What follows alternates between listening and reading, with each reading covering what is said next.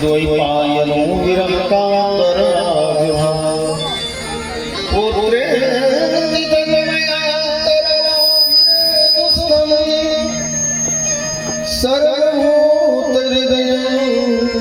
मुनिमानतोऽस्मि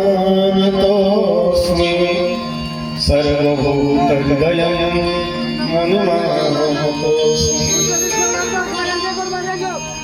वैसे ही श्री सुखदेव जी महाराज को प्रणाम करता हूँ।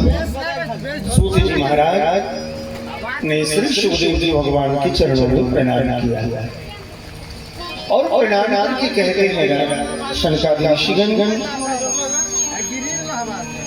परमात्मा के 24 अवतार हैं।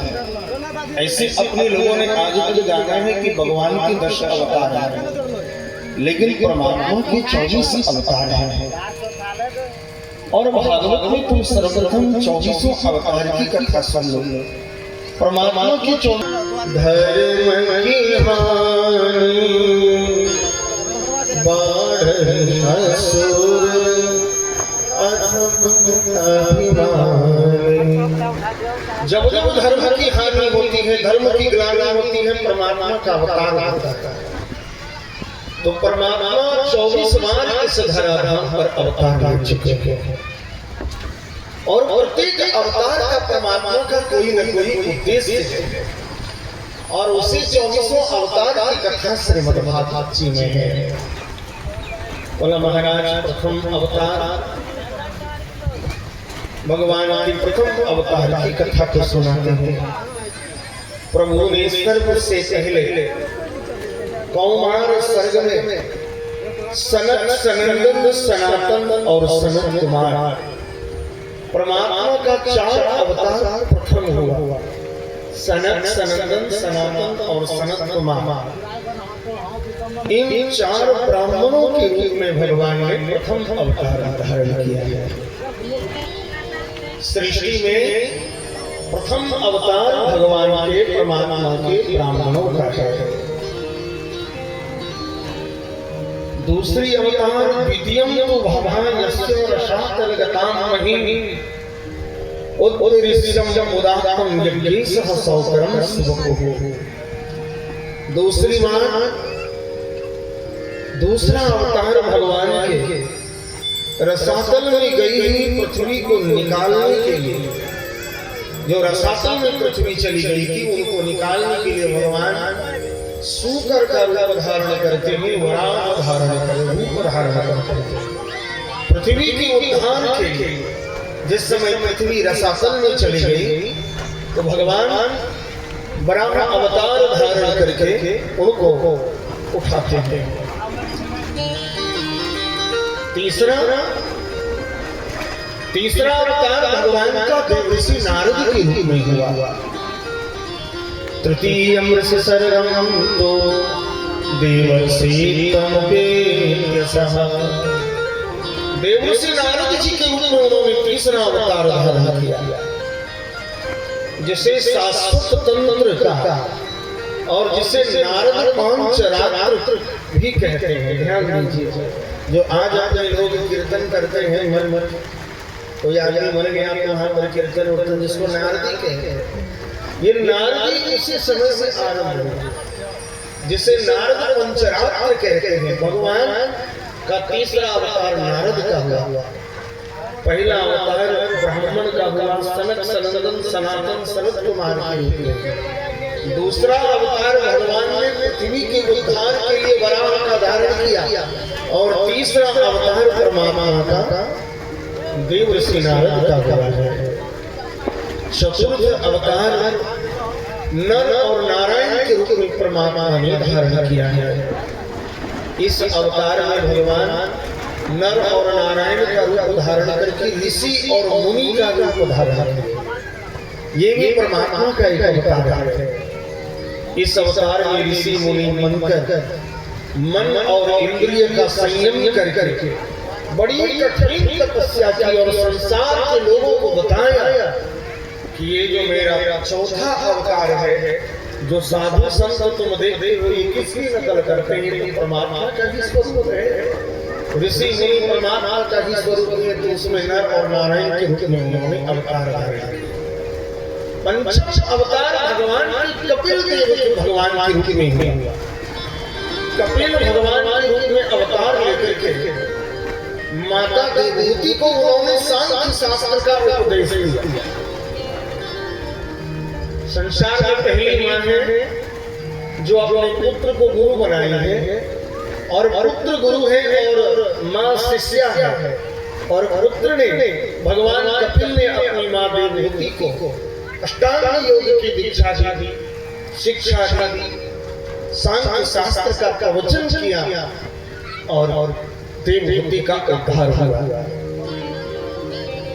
जो समय के फेर से लुप्त हो गया था।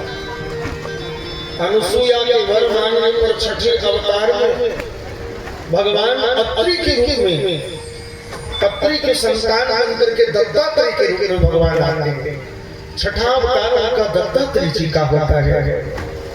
इस अवतार में प्रहलाद आदि को ब्रह्म ज्ञान का उपदेश किया। आज ब्रह्म ज्ञान उपदेश करने वाले को लोग परमात्मा मानते हैं। क्यों मानते हैं? कि परमात्मा का ही अवतार है, वो अवतार है दत्तात्रेय जी का। सातवीं अवतार उनकी ऋषि प्रजापति आकृति की पत्नी के यज्ञ के रूप में अवतार धारण किए।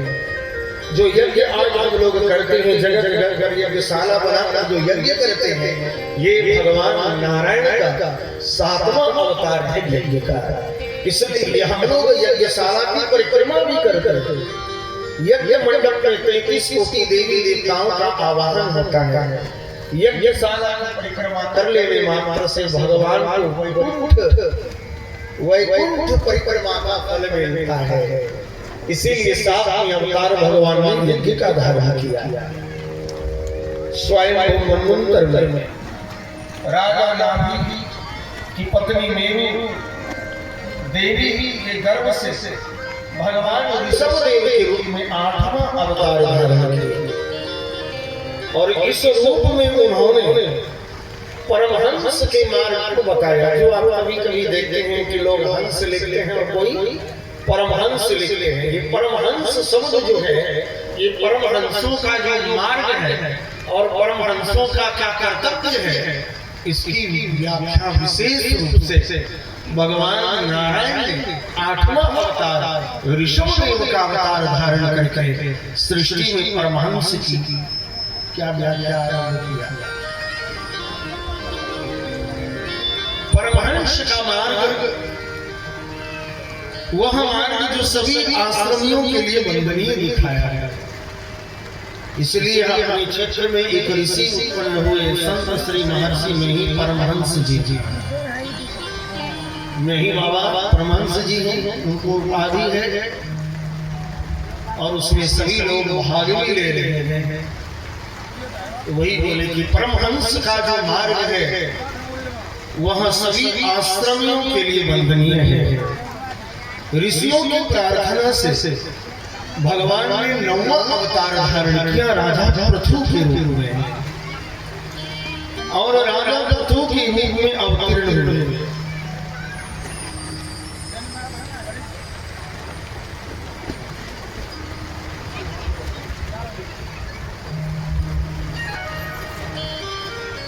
स्वयं मनोंतर की रक्षा करते हैं भगवान 9वीं बार पृथु के रूप में अवतरण लेकर के पृथ्वी से समस्त औषधियों का दोहन किया।